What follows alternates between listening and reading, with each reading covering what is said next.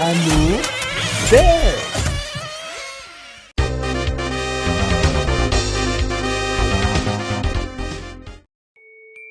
Si tu es ici, c'est que tu cherches sûrement un avis sur cette machine et que tu es tombé sur le meilleur conseil du net. Non, je déconne. Sur cette vidéo, je vais citer les qualités et les défauts et la note de la machine que vous, très chers abonnés, lui avez donné, ainsi que le niveau de difficulté de l'entretien et si celle-ci est adaptée aux débutants. Alors aujourd'hui, on s'attaque à la voiture Roseau sans nom. Étrange? Non, car le Kraton plie mais ne casse pas. Et cette architecture bien spéciale a fait d'elle un mélange de buggy et de truggy que l'on nommera Muggy. Oui, ils se sont fait chier quand même. Alors on déconne pas, il aura fallu 4 versions à cette machine pour arriver à ce qu'elle est devenue. Un pur châssis dessiné pour le freestyle.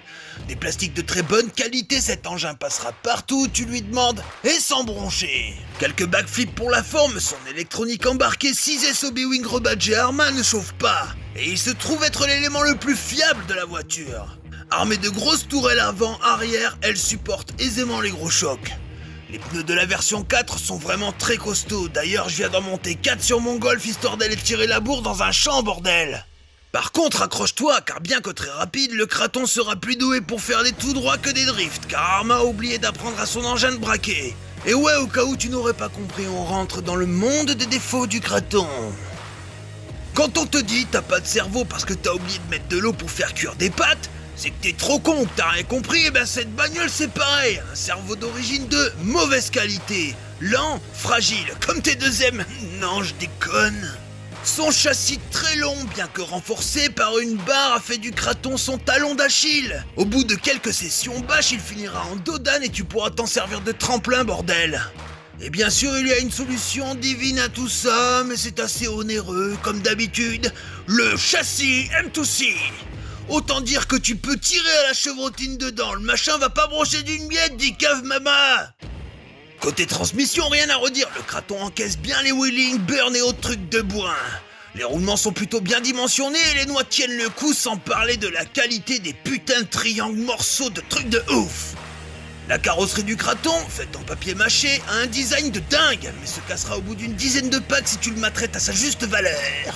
Ben ouais, faut bien que Arma fasse du pognon quelque part, car il faut le dire, 539 € la voiture, c'est le rapport qualité-prix par excellence. Ce Muggy est conseillé aux utilisateurs avertis et je suis plutôt du même avis, car avec sa vitesse de pointe qui approche les 80 km/h, elle n'est plus contrôlable en pointe et devient dangereuse pour les spectateurs. Ouais, je fais de la prévention en routière maintenant, et alors quoi? T'as un problème? Tu as un coup de boule?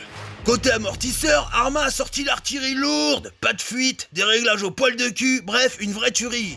Alors commencez pas à mettre du GPM de merde ou autre connerie. Le Kraton ne mérite pas ça, ok? En conclusion, le Kraton est une voiture typée freestyle, bien chaussée en électronique et plutôt fiable, avec un prix défiant toute concurrence. Malgré que le châssis M2C reste indispensable pour bâcher, elle reste très fiable dans le temps. La note donnée par les abonnés, c'est 7 sur 10 mon gars. J'espère que ce genre de format vous a plu, n'hésitez pas à mettre un pouce si cela n'est pas déjà fait, et n'oubliez pas de vous abonner à ma chaîne et d'activer la petite cloche, ça vous permettra de me suivre, à très bientôt, ciao.